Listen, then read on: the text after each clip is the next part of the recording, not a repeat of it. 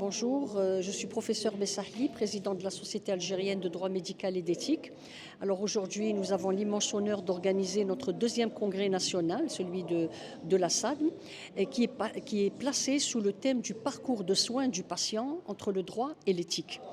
Alors pourquoi le choix de ce thème? Il s'agit d'un choix qui est, j'allais dire, important, mais qui est au plus haut point important, compte tenu bien évidemment des implications en termes d'éthique médicale et en termes de réglementation par rapport à ce qui est du parcours de soins de nos patients.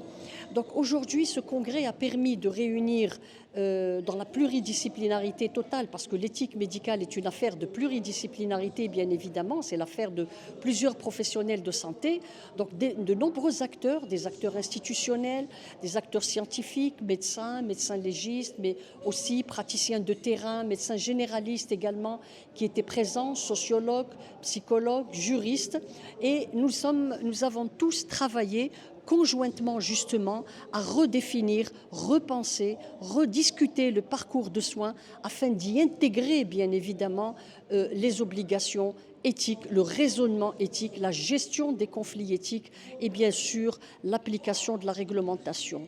Car comme on le sait, la prise en charge d'un malade doit répondre à 3 impératifs. Premièrement, un impératif d'ordre normatif, c'est le respect des textes de loi. Mais celui-ci est insuffisant. Il faudrait aussi lui associer bien sûr un deuxième impératif, c'est les valeurs humaines, donc le respect de la dignité de la personne humaine. Et troisièmement, bien évidemment, le devoir et l'obligation de performance et de compétence. Donc il faut faire preuve bien sûr d'obligations scientifiques dans la prise en charge de nos patients. Donc ce sont ces 3 obligations aujourd'hui qui doivent définir nos obligations éthiques et juridiques vis-à-vis de nos patients.